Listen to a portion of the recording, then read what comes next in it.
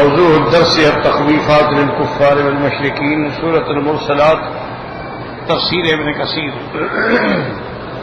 الحمد لله رب العالمين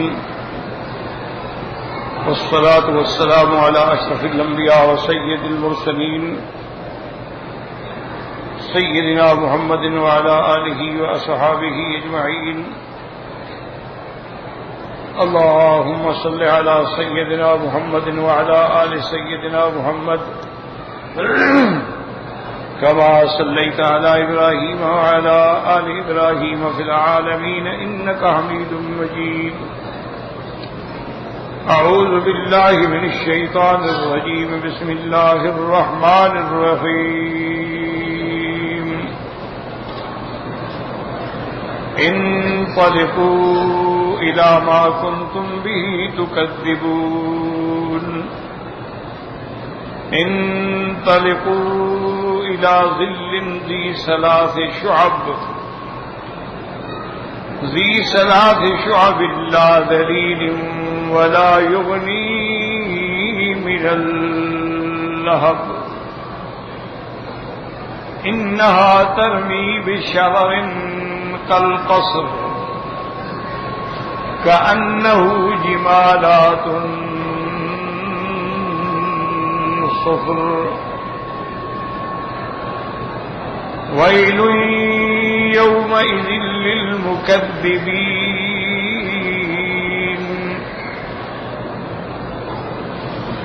هذا يوم لا ينطقون ولا يؤذن لهم فيعتذرون. ويل يومئذ للمكذبين.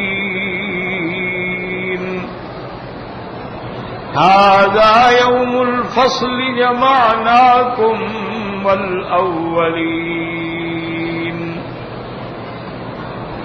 فإن كان لكم كيد فكيدون. ويل يومئذ للمكذبين. قال المؤلف المفسر رحمه الله تعالى أدام النفع بعلومه وعلومكم في الدارين آمين. يقول تعالى ألم نهلك الأولين يعني من المكذبين للرسل المخالفين لما جاءوهم به ثم نتبعهم الآخرين أي ممن أشبههم. اب مفسر رحمۃ اللہ علیہ فرماتے ہیں اللہ پاک نے ارشاد فرمایا کیا ہم نے ان سے پہلے جو مکذبین ہیں جو رسولوں کی تکذیب کرنے والے مخالفت کرنے والے کیا ان کو ہم نے ہلاک نہیں کیا؟ ان کو ہم نے عذاب بھیج کے ہمیشہ کے لیے ہلاک نہیں کر دیا ہے. ثم نتبعهم الآخرین. اور ان کے بعد ان جیسے جو بھی تکذیب کرنے والے ہوں گے ان کا انجام بھی ہلاکت اور رسوائی اور ذلت ہوگا. جیسے میں نے عرض کیا تھا کہ بعض علماء فرماتے ہیں کہ اولین سے مراد حضرت نوح علیہ السلام کی قوم ہے اور آخرین سے مراد جو ہے قوم عاد، قوم ثمود، قوم لوط، قوم فرعون ہے. لیکن اصل وہ سارے اولین ہیں، اس کے بعد جو آئیں گے وہ آخرین ہیں. كذلك نفعل بالمجرمين ويل يومئذ للمكذبين. اور اسی طرح ہم مجرمین کے ساتھ ہمیشہ کرتے ہیں کہ ان کو دنیا میں بھی عذاب اور آخرت کا بھی عذاب دیتے ہیں. ہلاکت ہے تکذیب کرنے والوں کے لیے. قال هو ابن جرير ثم قال تبارك وتعالى ممتنا على خلقه ومحتجا على العيادة بالبداءة. اب اللہ تبارک و تعالی اپنے بندوں پہ احسان جتلاتے ہوئے فرماتے ہیں اور اس میں دلیل بھی ہے کہ جو پہلے پیدا کرنے پہ قادر ہے وہ دوبارہ پیدا کرنے پہ بھی قادر ہے. الم نخلقکم من ماء مہین. کیا ہم نے تم کو پیدا نہیں کیا ایسے پانی سے جو ضعیف بھی ہے جو حقیر بھی ہے. اے ضعیف حقیر بالنسبۃ الی قدرۃ الباری عز وجل لکما تقدم فی سورۃ یاسین فی حدیث بشر جہاش. ابن آدم منا تعجزنی وقد خلقتک بمثل هذا. جیسے مفسر فرماتے ہیں سورۃ یاسین کے اندر بھی ہم نے یہ حدیث مبارک جو ہے ذکر کی ہے. اللہ تبارک و تعالیٰ فرماتی ہیں کہ اے ابن آدم تم کیسے مجھے عاجز کر سکتے ہو؟ تم کو میں نے ایک حقیر اور ضعیف پانی سے پیدا کیا ہے. فَجَعَلْنَاهُ فِي قَرَارٍ مَّكِينٍ، پھر ہم نے اس نطفے کو ایک محفوظ مقام کے اندر رکھا، یعنی عورت کے رحم کے اندر اس کو جمع کر دیا. یعنی جمع نہ ہو پھر رحم ہو قرار الماء من الرجل والمرأة والرحم معد لذلك حافظ لما أودع فيه من الماء. اللہ تبارک و تعالیٰ نے دونوں پانی، مرد کا پانی بھی اور عورت کا پانی، دونوں کو جمع کر کے عورت کے رحم کے اندر رکھا، اور عورت کی رحم جو ہے وہ اس کو لینے کے لیے تیار ہوتی ہے اور اس کی حفاظت کرنے کے لیے بھی تیار ہوتی ہے. وقوله تبارک و تعالیٰ إِلَىٰ قَدَرٍ مَّعْلُومٍ، یعنی إِلَىٰ مُدَّةٍ مُّعَيَّنَةٍ مِّن 6 أشهر اور 9 اشہر. اللہ تبارک و تعالیٰ نے اس کو رحم مادر میں رکھا ایک مدت معلوم تک جو اللہ کے علم میں ہے. وہ 6 مہینے بھی ہو سکتی ہے اور 9 مہینے بھی ہو سکتی ہے، یعنی 6 مہینے کا بھی حمل ہو سکتا ہے اور 9 مہینے کا حمل بھی ہو سکتا ہے. اور یہ بھی اللہ کی شان ہے کہ 6 مہینے کا حمل تو سالم محفوظ رہ جاتا ہے، لیکن 7 مہینے کا نہیں رہتا، اور 9 مہینے تو ویسے بھی ایک پوری مدت ہو گئی. اور بعض علماء فرماتے ہیں کہ کبھی کبھی 3 سال تک بھی نطفہ اپنے ماں کے رحم کے اندر رہتا ہے، اور ولادت جو ہے وہ 3 سال کے بعد جا کے ہوتی ہے. لیکن جو عام ہے وہ 9 مہینے ہیں، کبھی کبھی 6 مہینے ہیں. وَلِهَذَا قَالَ تَعَالَىٰ فَقَدَرْنَا فَنِعْمَ الْقَادِرُونَ. ہم نے کیسے اندازہ کیا، اور ٹھیک اندازہ کرنے والے ہیں کہ کتنی مدت ہم نے رکھنا ہے. وَيْلٌ يَوْمَئِذٍ لِّلْمُكَذِّبِينَ، ہلاکت ہے اس دن ان لوگوں کے لیے جو جھٹلانے والے ہیں. ثم قال تعالیٰ أَلَمْ نَجْعَلِ الْأَرْضَ كِفَاتًا أَحْيَاءً وَأَمْوَاتًا. قال ابن عباس كفاتا كنا، وقال مجاهد يقفط الميت فلا يرى منه شيئا. حضرت ابن عباس کہتے ہیں ہم سب کفات ہیں کہ اللہ نے دنیا میں بھی ہمیں چھپایا، پھر مرنے کے بعد بھی قبر میں چھپایا. دنیا میں اللہ تبارک و تعالی نے رحم مادر کے اندر ہمیں چھپا کے رکھا 9 مہینے، پھر ہم دنیا میں آئے، پھر اس کے بعد پھر ہم قبروں کے اندر چلے جائیں گے. وقال الشعبی بطنها لأمواتكم وظهرها لأحيائكم. اللہ نے اس زمین کو تمہارے لیے کیسے پورا حفاظت کا ذریعہ بنایا ہے. اس کی پشت پہ تم زندہ ہو تو چلتے ہو، اور مرنے کے بعد تم زمین کے پیٹ کے اندر دفن ہو جاتے ہو. منها خلقناكم وفيها نعيدكم ومنها نخرجكم تارة أخرى. وكذا قال مجاهد وقتادہ وجعلنا فيها رواسي شامخات الجبال رسابي الارض لا تميد تستقيم. اللہ تبارک و تعالی نے اس زمین کو پہاڑوں سے جما دیا تاکہ زمین حرکت نہ کرے، اقرار ہو، سکون ہو. وَأَسْقَيْنَاكُمْ مَاءً فُرَاتًا أي عذبا ظلالا من الصحاب أو مما أنبعه من عيون الأرض. اور ہم نے تم کو پلایا ایسا پانی جو میٹھا بھی ہے اور ٹھنڈا بھی ہے، بادلوں کے ذریعے بھی پانی پہنچایا، اور زمینوں سے بھی ہم نے تمہارے لیے چشمے نکالے. وَيْلٌ يَوْمَئِذٍ لِّلْمُكَذِّبِينَ أي ويل لمن تأمل هذه المخلوقات الدالة على عظمة خالقها ثم بعد هذا يستمر على تكذيبه وكفر. اللہ نے فرمایا ہلاکت ہے ان لوگوں کے لیے جو اللہ کی اس مخلوقات میں جو پہاڑ ہیں، جو چشمے ہیں، جو نہریں ہیں، جو بادل ہیں، جو ہوائیں ہیں، ان میں غور کرنے کے بعد بھی وہ اللہ کے احکام کی اور قیامت کی تکذیب اور جھٹلاتا ہے اور اپنے اس کفر پہ جمع رہتا ہے، پھر ان کے لیے ما سوائے جہنم کے اور کوئی سزا نہیں ہے. اب اس سبق میں اللہ نے فرمایا انطلقوا الی ما کنتم به تکذبون.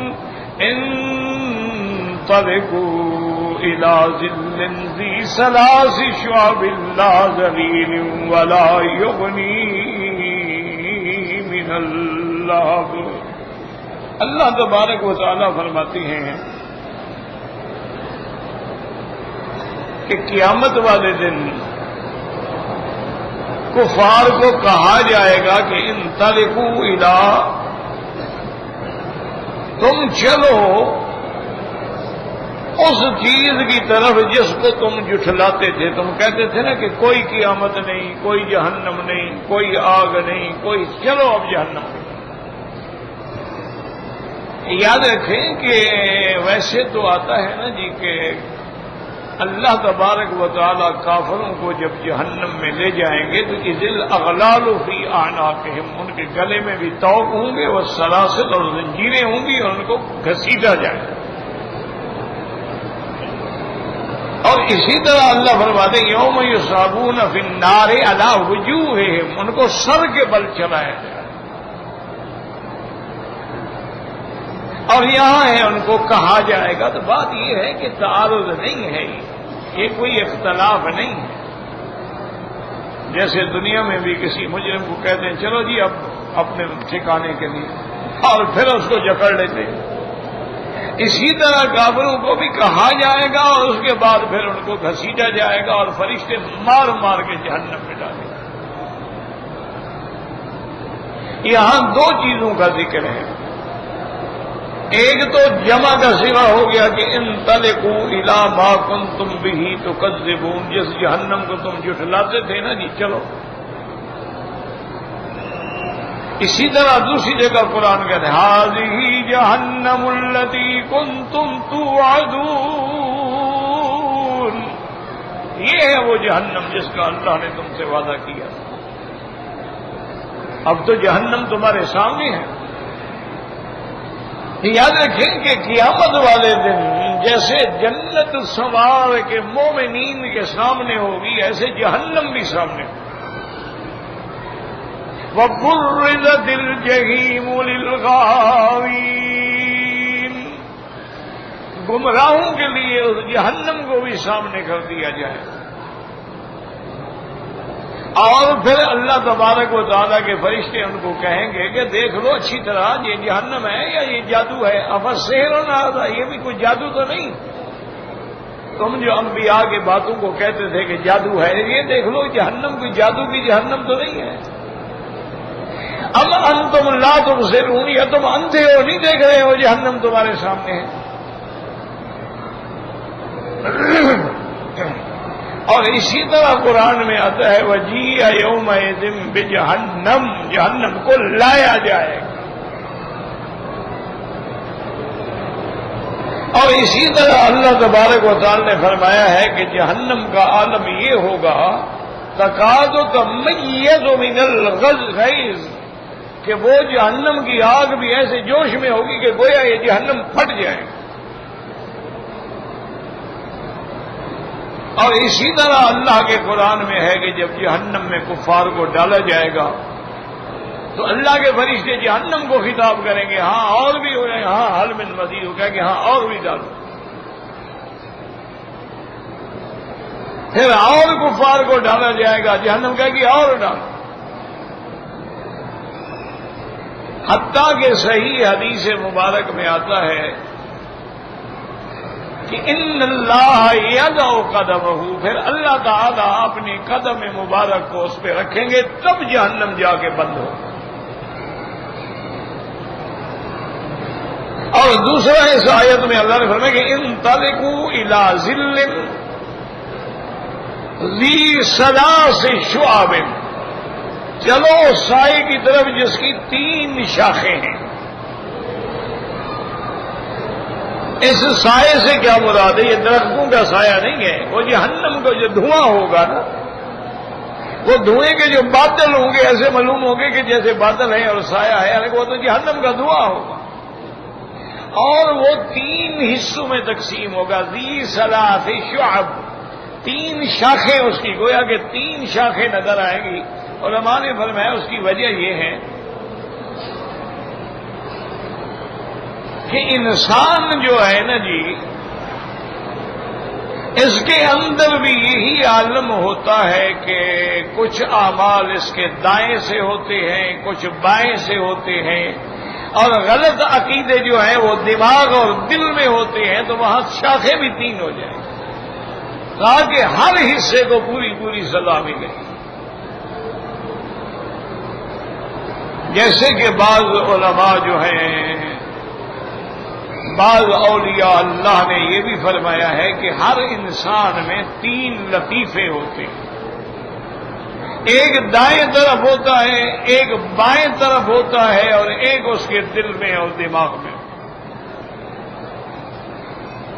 اسی سے اس کے اندر جو ہے عقائد کا بھی بگاڑ ہوتا ہے، اور اسی میں وہ منکرات اور شہوات میں بھی مبتلا ہوتا ہے، اسی میں وہ اعمال خبیثہ کا مرتکب ہوتا ہے. اگر ان کی اصلاح ہو جائے تو پھر عقیدہ بھی صحیح ہو جاتا ہے اور اعمال بھی صحیح ہو جاتا ہے. تو اللہ قیامت والے دن ان کی سزا کے لیے بھی، جیسے آپ دیکھیں نا جی، اب دنیا میں آگ جلاتے ہیں، آپ 3 لکڑیاں ڈالیں تو 3 شاخ، ایک ادھر جا رہی ہے، ایک ادھر جا رہی ہے، ایک ادھر جا رہی ہے. ایسے ان کے لیے دھواں جو ہے وہ سایہ بنے گا، اور پھر وہ شاخیں 3 ہوگی، اور وہ دھواں ایسا ہوگا لا یغنی، لا وہ سایہ ایسا ہوگا انطلقوا الی ظل ذی 3 شعب لا یغنی، وہ کوئی فائدہ نہیں دے گا. کیوں؟ وہ کوئی سایہ تو ہے نہیں کہ فائدہ پہنچے، نہ فائدہ دے گا اور نہ آگ کے جو شعلے بھڑک رہے ہوں گے نہ ان کو روکنے والا ہوگا. دنیا میں ہے نا جی، گرمی ہو تو آدمی سائے میں چلا جاتا ہے، آدمی درخت کے نیچے تھوڑا سکون مل جاتا ہے. وہ تو سایہ ہے ہی نہیں، وہ تو بالکل جہنم کا دھواں ہے. تو اس لیے اللہ نے فرمایا کہ وہ ایسا ہوگا کہ ان کو کوئی فائدہ نہیں پہنچائے گا، کوئی لا ذلیل، نہ تو وہ دھواں ٹھنڈا ہوگا کہ ٹھنڈک محسوس ہو، ولا یغنی من اللہب، اور نہ وہ جہنم کے شعلوں سے روکنے والا ہوگا. اور جہنم کے جو انگارے ہیں، انہا ترمی بشرر، اس کے انگارے ایسے ہوں گے جیسے تمہارے بڑے بڑے مکان ہوتے ہیں، اتنے بڑے بڑے انگارے اور شعلے ہوں. کأنہ جمالات صفر، جیسا کہ سیاہ اونٹ ہوتے ہیں. اب یاد رکھیں کہ یہاں سوال پیدا ہوتا ہے. قرآن نے فرمایا کہ اس کے جو شعلے ہیں، شرر ہیں، وہ ایسے ہوں گے جیسے بڑے بڑے مکان، کل قصر. آگے فرمایا کہ جیسے کہ وہ سیاہ اونٹ ہوتے ہیں. تو اونٹ تو چھوٹی چیز ہے نا محل کے سامنے. ایک محل کتنا بڑا ہوتا ہے اور ایک اونٹ اس کے کیا مقابلہ ہے. تو علماء نے فرمایا وجہ یہ ہے کہ بعض اس کے شعلے اونٹ کے برابر ہوں گے اور بعض محلات کے برابر. یعنی کیونکہ شعلے جیسے آپ انگارے، آگ میں انگارے ہوتے ہیں نا، کوئی چھوٹا ہوتا ہے کوئی درمیانہ ہوتا ہے کوئی بڑے بڑے انگارے ہوتے ہیں. تو اسی طرح قیامت کے اندر بھی وہ شعلے جو ہیں ایسے ہوں گے جیسے کہ محل ہیں، اور ایسے ہوں گے کہ جیسے جمالات سود، جیسے کہ سیاہ رنگ کے اونٹ ہوتے ہیں، ایسے وہ اس کے جہنم کے شعلے ہوں گے. وَيْلٌ يَوْمَئِذٍ لِّلْمُكَذِّبِينَ، ہلاکت ہے اس دن تکذیب کرنے والوں کو، جھٹلانے والوں کو. هَذَا يَوْمُ لَا يَنطِقُونَ وَلَا يُؤْذَنُ لَهُمْ فَيَعْتَذِرُونَ. اللہ نے فرمایا یہ وہ دن ہے کہ بالکل بولتی بند ہو جائے اور نہ ان کو اذن ملے گا کہ کوئی عذر معذرت کر لے، وہ تو زبان ہی بند ہے. اب یاد رکھیں کہ اس آیت میں ہے کہ کافروں کی زبان بند ہوگی،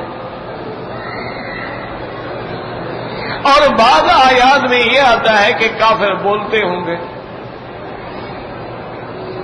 کافر جو ہیں وہ اللہ کے سامنے قسمیں بھی کھائیں گے جھوٹی. فواللہ ربنا ما كنا مشرکین، یا اللہ ہمیں آپ کی قسم ہم نے تو شرک نہیں کیا. اسی طرح قرآن کہتے ہیں وَنَادَى أَصْحَابُ النَّارِ أَصْحَابَ الْجَنَّةِ أَنْ نَفِيضُوا عَلَيْنَا مِنَ الْمَاءِ، کہ وہ جہنم والے جو ہیں وہ پکاریں گے جنت والوں کو، بھئی ہمارے لیے کوئی پانی بھیج دو، کوئی تھوڑا بہت کھانا ہمیں بھی پھینک دو. تو مانا ہے کہ بولیں گے. پکاریں گے.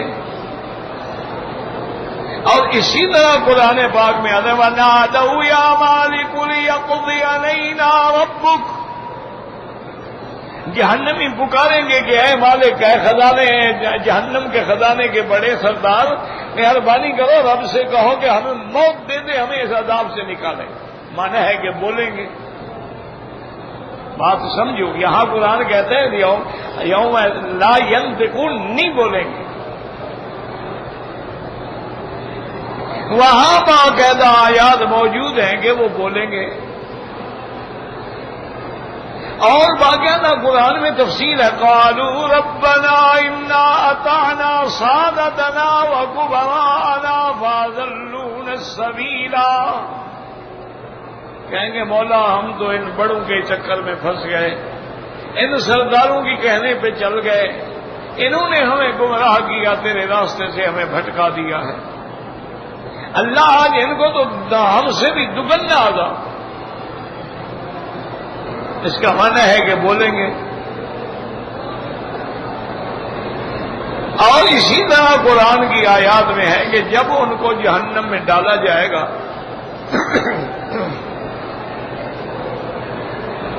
کلما القی فیہا فوج، جب ان کی ایک جماعت کو جہنم میں ڈالیں گے سألہم خزنتہا، وہ فرشتے ان سے پوچھیں گے ما جاءکم نذیر، تمہیں ڈرانے والا نہیں آیا دنیا میں اللہ کی طرف سے؟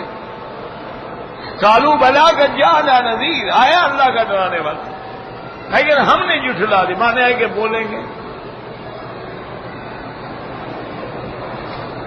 تو اس لیے دشمن جو ہیں وہ ایسی آیات کو ڈھونڈ کے اعتراض کرتے ہیں کہ بھی ایک جگہ قرآن کہتا ہے کہ ھذا یوم لا ینطقون، اور دوسری جگہ ان کا بولنا ثابت ہے.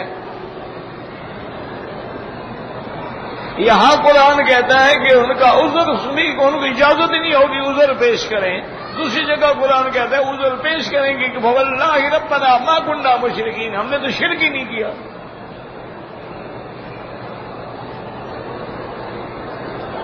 تو اصل بات سمجھیں کہ یہ کوئی تعارض نہیں ہے، یہ محض دشمنوں کے وساوس ہوتے ہیں، شبہات ہوتے ہیں. ورنہ مانا یہ ہے کہ وہ قیامت کا اتنا بڑا دن ہے نا جو 1000 سال کے برابر ہے، تو اس میں ایک وقت تو ہوگا کہا جائے گا خاموش، بس کوئی بات نہ کرو اب تم. اور ایک وقت وہ ہوگا کہ وہ کہیں گے کہ یا اللہ ہم نے جو گناہ کیے ہیں تو آپ نے فرشتوں کو گواہ بنایا ہے، ہم نے ان گواہوں کو کبھی دیکھا ہی نہیں، اور یہ گواہ ہماری جنس سے نہیں، ہم انسان گواہ فرشتے ہیں. تو اللہ حکم دیں گے کہ اچھا تم نہیں مانتے؟ ہاں جی ہم نہیں مانتے. انہیں الیوم نختم علی افواہہم، اللہ حکم دیں گے کہ ان کے منہ پہ مہرے لگا دو، حکم دیں گے ٹانگوں کو کہ بولو، ہاتھوں کو کہ بولو، سارا بدن گواہی دے. تو یہ مختلف حالات، ایک مقام ہوگا جہاں بولنے کی اجازت ہوگی، ایک مقام ہوگا جہاں ان کے اعضاء ان پہ گواہی دیں گے، ایک مقام ہوگا جب ان کے انبیاء ان پہ گواہی دیں گے، ایک مقام ہوگا جب حضور کی امت گواہی دے گی، ایک مقام ہوگا جب خاتم الانبیاء سب پہ گواہی دیں گے. یہ تو حالات ہیں، کبھی یہ ہوگا، کبھی یہ ہوگا، کبھی یہ ہوگا. اس میں کوئی تعارض نہیں ہے. اب دنیا میں بھی دیکھ لیں کہ بھئی مجرم ہوتا ہے، اس کو پھینٹی لگاتے ہیں، وہ بولتا ہے، پھر جب سب کچھ معلوم ہو گیا بس بس سب بکواس مت کرو، ہم نے جو پوچھنا تھا پوچھ لیا، ہماری معلومات ہو گیا، اب زیادہ بک بک کرنے کی ضرورت نہیں. اور یہی ان کو بھی کہا جائے گا جب وہ چیخیں گے جہنم میں، تو خزنہ جہنم جو ہے وہ ان کو جواب دے گا کہ انکم ماکثون، تم نے یہاں رہنا ہے بس.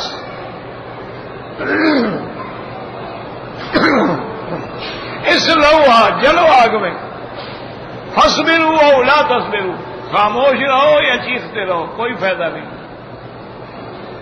تو اس لیے سمجھ لو کہ چونکہ قیامت کے احوال مختلف ہیں لہذا کوئی تعارض نہیں اللہ کے قرآن میں.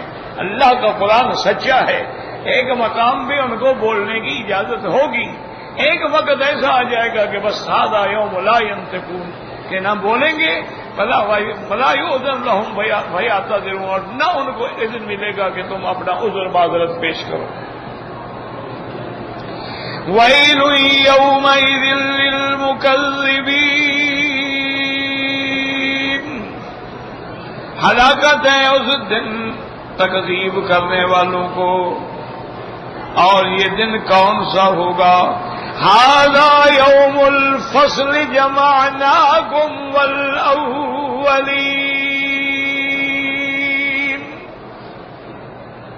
علماء فرماتے ہیں یہ اللہ خطاب فرمائیں گے اور بدبختو یہ وہ دن آ گیا ہے جس میں میں نے تم کو اس لیے جمع کیا ہے کہ تاکہ تمہارا فیصلہ ہو. ھذا یوم الفصل تاکہ فیصلہ ہو جائے مومن میں کافر میں حق میں باطل میں مطیع میں عاصی میں.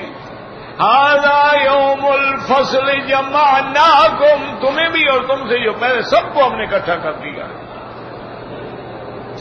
فَإِن كَانَ لَكُمْ كَيْدٌ فَكِيدُونِ یہ اور تحدید ہوگی. اچھا تمہارا کوئی مکر چلتا ہے کوئی داؤ چلتا ہے میرے عذاب سے بھاگ جانے میں تو بھاگ جاؤ.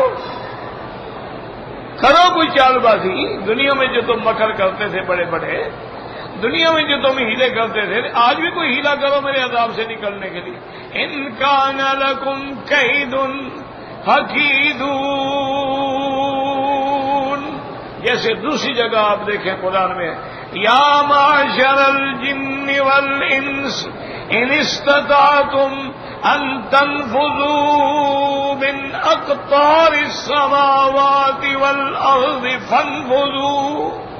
اللہ کہیں گے اے جن و انس اگر تم بھاگ سکتے ہو تو بھاگ جاؤ. میرے عذاب سے بھاگ سکتے ہو اور اس فیصلے کے دن سے بھاگ سکتے ہو اللہ تعالی کی پکڑ سے نکل سکتے ہو تو نکلنے کی کوشش کرو. وَيْلٌ يَوْمَئِذٍ لِّلْمُكَذِّبِينَ ہلاکت ہے ان کے لیے جو ان دلائل کے باوجود اللہ تبارک و تعالی کے احکام کی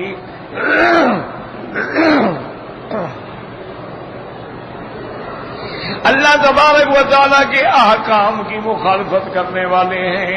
ان کے لیے ہلاکت ہی ہلاکت ہے کہ پھر ان کو کوئی راستہ بھی نہیں ملے گا چھٹکارے کا.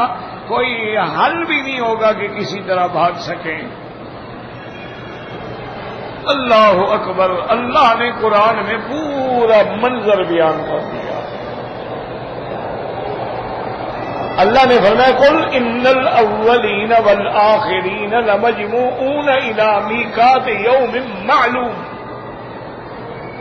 ہمیں وہ معلوم ہے جس دن ہم نے تم سب کو جمع کرنا. اور پھر صرف جمع نہیں کیا جائے گا بلکہ صحائف تقسیم ہوں نامہ اعمال تقسیم ہوں. نامہ اعمال کے بعد بھی اللہ تبارک و تعالی ان کے بارے میں گواہوں کو بھی بلائیں گے. ان کے اعضاء بھی گواہی دیں گے. حتیٰ کہ نتیجہ کیا نکلے گا فاعترفوا بذنوبہم. کہیں گے مولا واقعی ہم نے گناہ کیا ہم نے جرم کیا ہم نے کفر کیا. تو حکم ہوگا کہ وہ سحقا لاصحاب السعیر. اب تمہیں اللہ کی رحمت سے دور کر دیا گیا تم اصحاب جہنم. تو یہ سارے کیا ہیں تخویفات تحدیدات للکفار والمشرکین واللہ اعلم.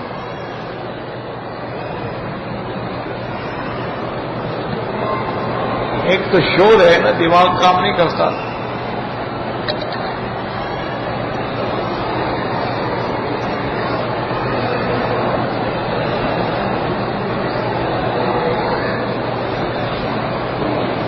یہ بھائی نے لکھا ہے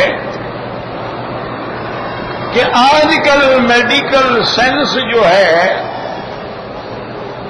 وہ یہ کہتے ہیں کہ خاندان میں شادی نہ کرو دوسرے خاندانوں میں شادی کرو.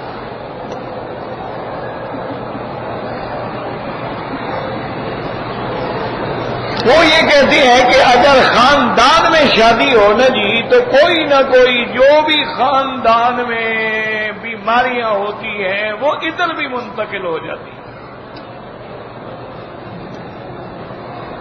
لیکن آدمی جب دوسرے خاندان میں شادی کرتا ہے تو لازمی بات ہے کہ بلڈ چینج ہو جاتا ہے. ایک بات یاد رکھو کہ اسلام نے منع نہیں کیا.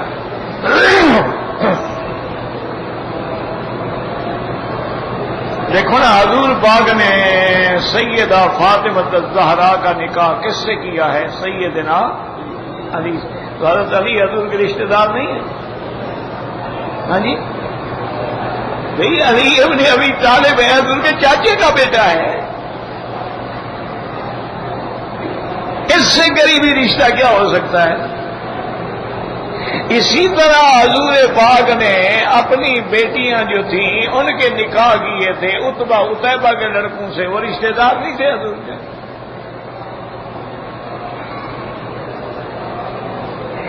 تو اسلام ان باتوں پہ پابندی نہیں لگاتا. اگر پابندی ہوتی تو اللہ اپنے نبی کو نہ کرنے دیتے نا. اور حضور کا یہ فرمان صحیح حدیث میں ہے. آپ نے فرمایا کہ ما زوجت من النساء، میں نے کسی عورت سے شادی نہیں کی مگر اللہ کے حکم سے، اور میں نے اپنی بیٹیوں کی شادی کسی سے نہیں کی مگر اللہ کے حکم سے. اسی لیے سیدہ فاطمہ الزہرا کے لیے سیدنا ابو بکر نے بھی رشتہ مانگا تھا اور صحابہ نے بھی رشتہ مانگا، لیکن حضور خاموش رہے. اس کے بعد حضور پاک نے سیدنا علی کو خود بلا کے فرمایا کہ علی تمہارا میں رشتہ فاطمہ سے کرنا چاہتا ہوں، کچھ تیاری کرو، جو کچھ تم سے ہو سکتا ہے شادی میں دینے کے لیے. ہم نے کہا حضور میرے پاس کیا ہے؟ ایک ضلع ہے، ایک اونٹ. فرمایا ضلع تو نہ بیچو، جنگ میں کام آئے گی. تو اب یہ سارے رشتے جو ہیں وہ آپس میں ہیں. اچھا، اس سے اگر ہم بہت پہلے اور دور چلے جائیں، جب اللہ نے سیدنا آدم علیہ السلام کو دنیا میں بھیجا تو آدم علیہ السلام کے اور بی بی حوا کے حمل سے جو اولاد پیدا ہوتی تھی نا جی، کہ مثلا آج ایک لڑکا پیدا ہوا ہے پھر لڑکی، تو ان کی آپس میں شادی کرتے. وہ تو بھائی بہن ہوتے تھے. ان کا تو باپ بھی ایک تھا اور ماں بھی ایک تھی. اس سے قریبی رشتہ بھی ہو سکتا ہے بھائی بہن. اسی وجہ سے قابیل اور حابیل کا جو جھگڑا ہوا وہ اسی وجہ سے ہوا نا کہ حابیل کے حصے میں جو لڑکی آئی خوبصورت تھی، قابیل کے حصے میں جو آئی وہ بدصورت تھی. اس کے دماغ میں اسی عورت کی وجہ سے فتنہ پیدا ہوا. پہلا قتل جو ہے اس کی وجہ بھی عورت ہے. تو وہ تو بہن بھائی میں نکاح ہوتے رہے. اگر یہ چیزیں نقصان میں تھیں اللہ تو جانتے تھے نا، ہم نہیں جانتے نا. اللہ تو جانتے تھے، منع فرما دیتے کہ بھی آپس میں رشتہ نہیں ہو سکتا. تو اس لیے یاد رکھیں کہ اسلام اس سے منع نہیں کرتا. لیکن آج کل ایک اچھا طریقہ ہے، جیسے سعودی عرب میں ہے، یہاں پہ ہے کہ ان کے علماء نے بورڈ نے ایک فتویٰ دیا ہے کہ ابھی مرض سے بچنے کا بھی تو اللہ نے حکم دیا ہے نا. حضور پاک نے بھی فرمایا نا کہ اگر کسی کو جذام ہو تو بچ جاؤ. حضور نے یہ بھی فرمایا ہے کہ بعض بیماریاں متعدی ہوتی ہیں، ایک دوسرے سے لگتی ہیں. جیسے یہ نزلہ زکام دیکھ لو، ایک آدمی چھینک مارے گا سب کو انشاءاللہ لگ جائے گی.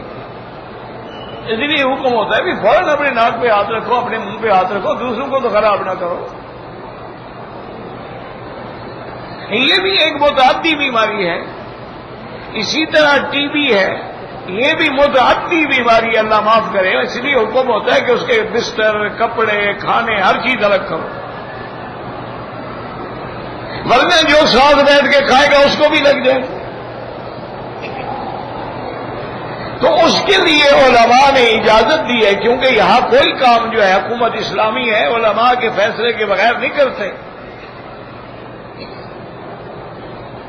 فقہ ان کی حنبلی ہے، امام احمد ابن حنبل رحمت اللہ علیہ کے قول پہ چلتے ہیں، اور جب کوئی مسئلہ ہوگا تو ان کے حیہ کبار العلماء ہیں۔ اسی طرح مجمع الفقہ الاسلامی ہے، اس میں علماء کو بلا کے مسائل ابھی انہوں نے اس کا حل یہ نکالا ہے کہ بھی شادی کرنے سے پہلے اس لڑکی کو بھی حکم ہے کہ میڈیکل ٹیسٹ کرائے، اور لڑکے کو بھی حکم ہے کہ میڈیکل ٹیسٹ کرائے۔ اگر ان کے اندر کوئی ایسی بیماری ہے نعوذ باللہ متعدی، پھر اجازت ہی نہیں دیتے شادی کرنے، اور اگر نہیں ہے تو اجازت دیتے۔ اچھا، کبھی یہ بھی ہوتا ہے نا کہ آپ نے شادی کی ہے دوسرے خاندان میں، لیکن لڑکی میں یا لڑکے کے اندر ایڈ کی بیماری تھی، وہ تو اس کو لگ گئی، پھر کیا فائدہ ہوا؟ اس لیے خاندان میں شادی کرنا منع نہیں ہے، احتیاط یہی ہے کہ دونوں کا پہلے میڈیکل کرا لیں، تاکہ بعد میں مصیبتیں پیش آئیں، پریشانیاں ہوں تو پہلے کرا لیں۔ اگر کوئی ایسے امراض ہیں اور ڈاکٹر اجازت نہیں دے رہے تو نہ کرے، ورنہ کوئی آپس میں رشتہ حکم ہے کہ رشتہ داری کرو، صلہ رحمی کرو، اقربا پروری کرو، ایک دوسرے کے ساتھ جوڑو۔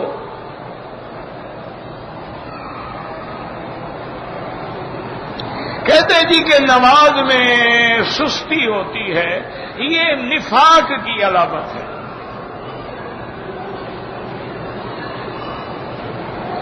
کیونکہ اذا قاموا الى الصلاة قاموا کسالى، اللہ فرماتے ہیں جب نماز کے اٹھتے ہیں بڑے سستی سے اٹھتے ہیں۔ تو اس کا علاج یہ ہے کہ توبہ کریں، استغفار کریں، اور اللہ والوں کی صحبت اختیار کریں۔ تو جب آدمی صالحین کی صحبت میں چلا جاتا ہے تو خود بخود تبدیلی آ جاتی ہے، پھر وہ ساری غفلت جو ہے وہ ختم ہو جاتی ہے۔ اور دوسرا، حضور کی حدیث پہ عمل کریں۔ حضور نے فرمایا ہے کہ عشاء کے بعد کوشش کرو جلدی سو جانے کی۔ جب آدمی جلدی سو جائے گا تو نیند پوری ہو جائے گی، پھر اس کو کوئی سستی نہیں ہوگی، فریش ہو کے اٹھے گا۔ اگر آپ رات کے 2 بجے اور 3 بجے تک فلمیں دیکھتے رہیں تو صبح کی نماز میں تو پھر نماز کی حالت پہ کرتے رہیں گے، کوئی پتہ نہیں امام نے کیا پڑھا ہے، بس اللہ اکبر اللہ اکبر اللہ اکبر اللہ اکبر۔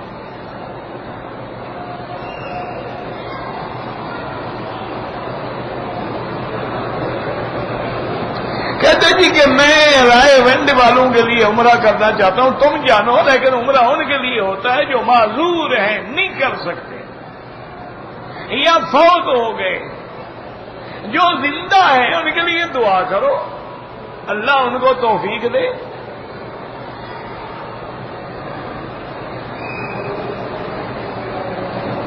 کہتے ہیں جی کہ اگر کسی آدمی نے سود سے قرضہ لے کے کاروبار کیا ہے، بالکل کمائی حرام ہے۔ جب پیسہ حرام ہے تو کمائی خود بخود حرام ہے، اللہ کے بندے۔ جب سود لینا حرام ہے، اس نے سودی پیسے سے کام کیا ہے تو وہ کمائی بھی حرام ہے۔ اور سودی لوگ جو ہیں ان کے لیے تو قرآن کہتا ہے وہ اللہ سے جنگ کرنے کے لیے تیار ہو جائے۔ فَأَذَنُوا بِحَرْبٍ مِّنَ اللَّهِ وَرَسُولِهِ۔ ایک ہی آدمی کو پتہ نہیں لکھنے کا شوق ہے۔ مسجد الحرام میں ہر عمل کا بدلہ جو ہے وہ 1 لاکھ ہے، لیکن بات سمجھو، حدیث مبارک میں صرف نماز کا ذکر ہے، اور کسی عمل کا ذکر نہیں ہے. حضور نے فرمایا کہ صلاتی فی مسجدی ھذا، میری مسجد میں نماز 1000 کے برابر ہے، مسجد اقصی میں 500 کے برابر ہے، لیکن مسجد الحرام میں 1,00,000 کے برابر ہے. صرف نماز کا ذکر ہے. لیکن علماء نے نماز پہ قیاس کر لیا کہ بھئی جب نماز کا 1,00,000 ملتا ہے تو ہر عمل کا 1,00,000 ملے گا. اللہ تعالیٰ کی رحمت بڑی وسیع ہے. وہاں بھی اگر نماز کا 1,000 ملتا ہے تو ہر عمل کا 1,000 ملے گا. ورنہ احادیث مبارک میں حکم صرف نماز کا ہے، لیکن یہ قاعدہ ہوتا ہے کہ باقی عبادات کو اسی پہ قیاس کر لیا جاتا ہے.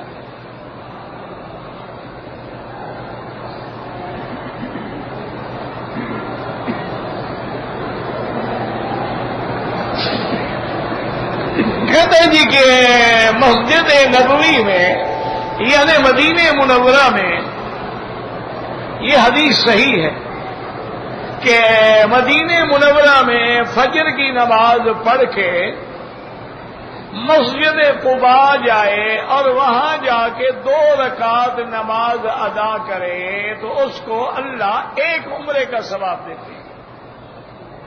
کیوں؟ مدینے والوں کے لیے عمرہ تو تھا نہیں نا جی. اللہ نے ان کے لیے عمرے کے ثواب کا انتظام فرما دیا کہ بھی تم عمرے کا ثواب لینا چاہتے ہو مسجد قباء چلے جاؤ، 2 رکعت پڑھو، عمرے کا ثواب ہو گیا. نہ صفا مروہ دوڑنی پڑے گی، نہ احرام باندھنا پڑے گا. اللہ کی رحمت ہی رحمت ہو گئی. یہ ضروری نہیں ہے کہ پیدل جاؤ، افضل یہ ہے کہ پیدل جاؤ. حضور صلی اللہ علیہ وسلم پیدل جاتے، تو جتنا محنت کرو گے ثواب بھی تو اتنا ملے گا نا. ورنہ اگر کوئی موٹر میں چلا جائے، بس میں چلا جائے، انشاءاللہ عمرے کا ثواب ملے گا، لیکن اس کے اندر وہ درجات نہیں ہوں گے جو پیدل چلنے والے کے لیے. اور اس سے آسان حدیث میں عرض کر دوں، صحیح حدیث ہے کہ حضور پاک نے رحمت 2 جہان صلی اللہ علیہ وسلم نے فرمایا کہ جو آدمی فجر کی نماز پڑھ کے اسی جگہ بیٹھ جائے، ہاں یہ الگ بات ہے وہ طواف کرنا چاہتا ہے کرے، یہ الگ بات ہے کہ درس کسی اور جگہ وہاں جانا چاہتا ہے چلا جائے. مانا ہے مسجد میں رہے اور کوئی دنیاوی باتیں نہ کرے، اللہ کے ذکر میں رہے، قرآن میں رہے یا خاموش رہے.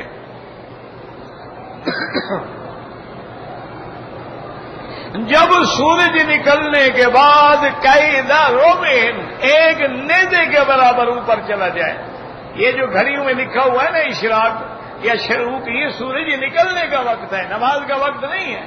نماز اس کے 20 منٹ بعد ہوتی ہے. یہ جتنا گھڑیوں میں حرم میں لکھا ہے نا شروق، مانا ہے طلوع شمس، سورج نکلنے کا وقت ہے. یہ نماز پڑھنے کا وقت نہیں ہے، اس وقت نماز منع ہے. لوگ اس کے شروع ہو جاتے ہیں نماز. نماز اشراق کا وقت جو ہے اس کے 20 منٹ بعد ہے. تو جو فجر کی نماز پڑھ کے مسجد میں رہے اور سورج نکلنے کے 20 منٹ بعد 2 رکعت پڑھ لے یا 4 رکعت پڑھ لے، حدیث میں اللہ اس کو 1 عمرہ کاملہ کا ثواب عطا فرماتے ہیں.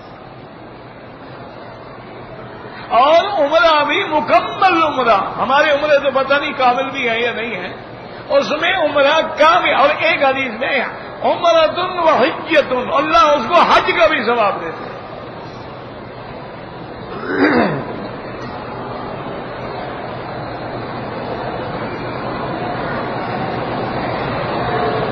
حجر اسود کا جو استلام ہے وہ جب ابتدا کریں گے تب بھی آپ بوسہ دیں گے اگر موقع ملے. ہر چکر میں استلام ہے، ورنہ اشارہ کریں اور ختم بھی استلام سے کریں گے.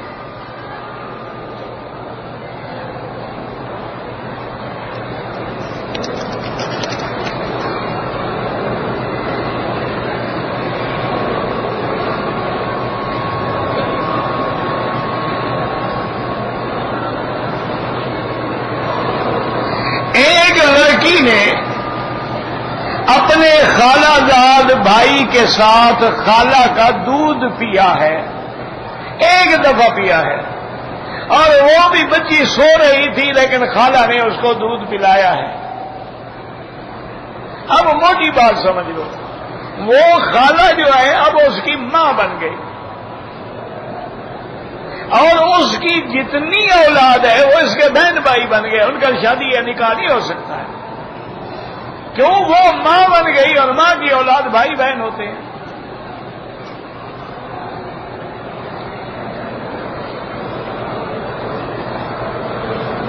کہتے ہیں جی کہ 12 ربیع الاول کا جو آج کل ہمارے ہاں عید میلاد النبی منایا جاتا ہے وہ خالص بدعت ہے۔ اگر میلاد منانا سنت ہوتا یا کم از کم ثواب کا کام ہوتا تو ابو بکر، عمر، عثمان، علی، حسن، حسین مناتے، صحابہ مناتے، اہل بیت مناتے۔ یہ تو حضور کے بعد 600 سال بعد ایک مظفر بادشاہ تھا مصر کا، اس نے ایجاد کیا، اور اب وہ رواج بن گیا دنیا میں۔ یہ بالکل خلاف شریعت ہے، اسلام کا اس میں کوئی حکم نہیں۔ اچھا، اور افسوس یہ ہے کہ حضور پاک کی پیدائش کی صحیح تاریخ جو ہے وہ 12 ربیع الاول نہیں، وہ آج 9 ربیع الاول ہے۔ اور خدا کی شان دیکھو، اس سال بھی 9 ربیع الاول بھی اور سوموار کا دن بھی ہے۔ حضور پاک کی ولادت 12 کو تو ہوئی ہی نہیں ہے۔ اور آج کل تو انٹرنیٹ کا زمانہ ہے نا جی، کمپیوٹر کا زمانہ ہے نا، آپ 1400 سال پہلے کی تاریخیں نکال لیں کہ کیا 12 ربیع الاول کو سوموار کا دن بنتا بھی ہے؟ پیدائش 9 ربیع الاول ہے، وفات 12 ربیع الاول، یہ تو وفات والے دن خوشیاں منا رہے ہیں۔ خدا جانے قیامت میں اللہ کو کیا جواب دیں گے، بس دعا ہی کر سکتے ہیں کہ اللہ ہدایت دے۔ اور اصل میلاد یہ ہے حضور کے حکم پہ چلو۔ حضور نے فرمایا سوموار کا روزہ سنت ہے، روزہ رکھو، جمعرات کا روزہ سنت ہے، روزہ رکھو، لیالی البیز کے روزے جو ہیں سنت ہیں، 13، 14، 15 روزے رکھو، حضور کے نام پہ زیادہ سے زیادہ درود شریف پڑھو، اٹھتے بیٹھتے چلتے پھرتے ہر حال میں درود پڑھو، حضور کی حکم کے مطابق داڑھی رکھو، حضور کے حکم کے مطابق لباس پہنو۔ یہ میلاد منانا ہے، یہ میلاد تھوڑا کہ جھنڈیاں لگا دو۔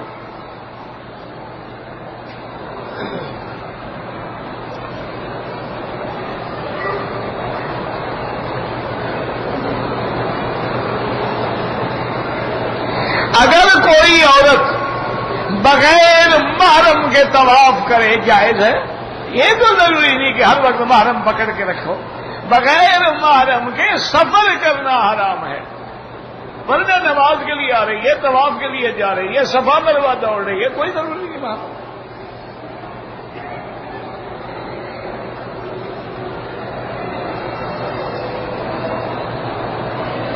کہتے ہیں جی کہ پاکستان میں ایک مولوی حضرات کی جماعت ہے، وہ کہتے ہیں حضور پہ جادو نہیں ہوا، میں مولوی کی بات مانوں یا اللہ کے نبی کی بات مانوں؟ اب فیصلہ تم کرو۔ ایک مولوی کہتا ہے جادو نہیں ہوا، حضور فرماتے ہیں مجھ پہ جادو ہوا، اور حضور نے نام بھی بتلایا، لبید ابن الاعصم، ایک یہودی تھا، پہلے اس کی لڑکیوں نے جادو کیا، وہ حضور پہ اثر نہیں ہوا، پھر خود بدبخت لبید ابن الاعصم نے جادو کیا، اس کا حضور پہ اثر ہوا، اور پھر حضور خود فرماتے ہیں کہ میں لیٹا ہوا تھا، اللہ کے 2 فرشتے آئے، ایک میرے پاؤں کی جانب کھڑا ہوا، ایک میرے سرانے کھڑا ہوا، اس نے پوچھا پاؤں والے نے کہ ماں بھی آج الرجل، اس بندے کو کیا تکلیف ہے؟ اس نے کہا جادو ہے، اس نے کہا کس نے کیا ہے؟ اس نے کہا لبید بن العاصم نے کیا ہے۔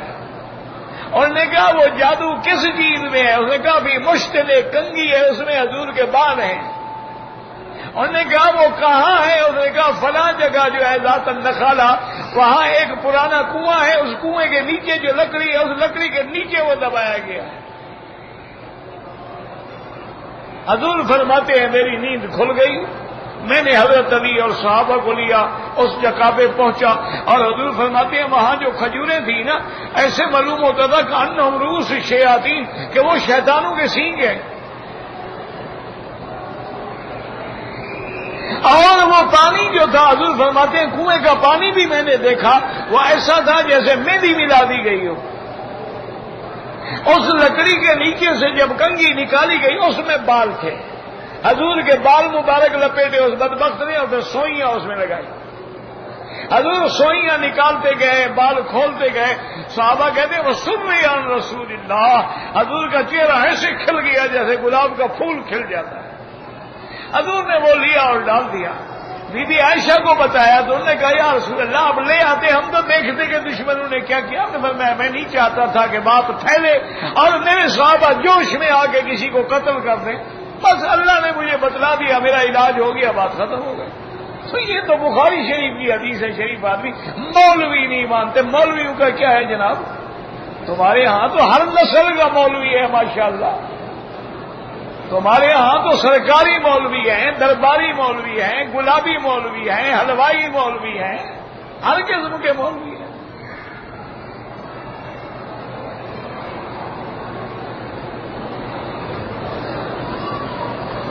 نفقہ ثالثہ تو ہے ہی نہیں، ہے ہی دو نفقے، نفقہ ساق اور اس کے بعد نفقہ باس۔ تیسرا نفقہ جو ہے وہ نفقہ فضا ہے، لیکن علماء نے فرمایا وہی نفقے دو ہیں۔ جب پہلی سور پھونکا جائے گا فضیا گھبراہٹ، سائے کا پھر سب کچھ ختم، ثم نفخ فیہ اخری فاذا ھم قیام ینظرون۔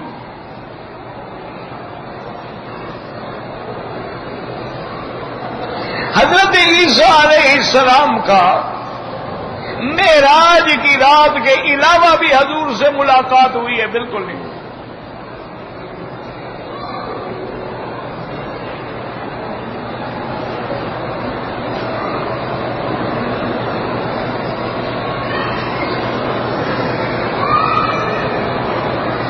ایک آدمی مر گیا، اس پہ قرضہ تھا، قرضے والے نے کہا کہ میں نے قرضہ معاف کیا، لیکن 2 دن کے بعد آ گیا کہ قرضہ دو، تو دینا پڑے گا جناب۔ وہ ایسے لوگوں کو سنانے کے لیے کہہ دیا ہوگا نا، اس نے معاف نہیں کیا، معاف کرتا تو پھر کیوں آتا؟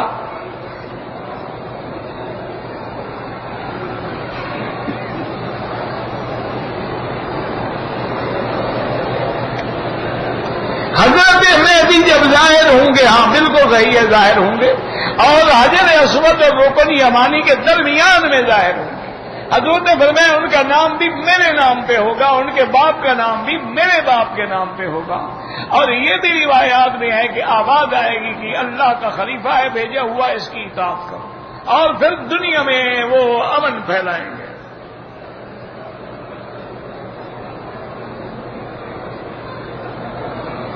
یہ تو نہیں ہے بادل سے نکلے گا، بادل سے نہیں نکلے گا، مکے میں نکلے گا۔ وہ جو بادل والا مہدی ہے نا وہ شیعہ کا ہے، کبھی کہتے ہیں غار میں ہے، کبھی کہتے ہیں بادلوں میں ہے۔ خدا کی شان یہ ہے، امام حسن عسکری کے بیٹے کے نام وہ کہتے ہیں مہدی ہے۔ حسن عسکری فرماتے ہیں میری اولاد ہی کوئی نہیں، اس کا کیا علاج ہے؟ اسی لیے میں نے کہا تھا تمہارے یہاں تو ہر قسم کے مولوی ہیں، اب تو مولویوں سے بھی بڑے بڑے لوگ پیدا ہو گئے ہیں ماشاءاللہ، جن کا رات دن حضور پاک سے ڈائریکٹ واسطہ ہے، ہر بات پوچھ لیتے ہیں جی۔ انا للہ و انا الیہ راجعون۔ اگر ایک آدمی نے حالت احرام میں حرم کے وضو خانوں میں جو لکوڈ لگا ہوتا ہے اس سے ہاتھ دھو لیے، 1-2 ریال خیرات کا،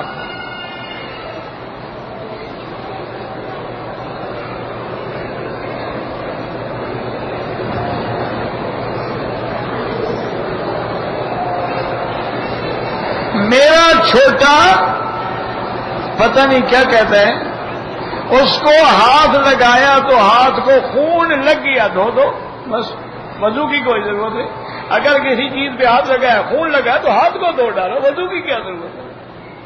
ہاں تمہارا خون نکلے تو پھر وضو کیا جائے۔ اگر تم نے کسی جگہ لگایا، خون لگا ہوا تھا، ہاتھ کو لگ گیا، دھو ڈالو۔ اسی طرح کسی ناپاک چیز کو لگ گیا، دھو ڈالو، وضو کی کوئی ضرورت نہیں۔ ہاں تمہارا اپنا خون نکل جائے تو پھر وضو کرنا ہوگا۔ واللہ اعلم۔ ربنا تقبل منا انك انت السميع العليم وتب علينا انك انت التواب الرحيم۔ اللهم فرج هم المهمومين، نفس كرب المكروبين، واقض الدين عن المدينين، واشفنا واشف مرضانا ومرضى المسلمين، واشفنا واشف مرضانا ومرضى المسلمين۔ اللهم مذهب الباس رب الناس اشف انت الشافي، لا شفاء الا شفاؤك، شفاؤك لا يغادر سقما۔ اللهم اشفنا واشف مرضانا وارحم موتانا واستجب دعاءنا ولا تخيب رجاءنا برحمتك يا ارحم الراحمين۔ ربنا آتنا في الدنيا حسنة وفي الآخرة حسنة وقنا عذاب النار۔ صلی اللہ تعالی علی خیر خلقہ سیدنا محمد وعلى آلہ وصحبہ اجمعین۔ اللهم صل على سيدنا محمد وعلى آل سيدنا محمد وبارك وسلم۔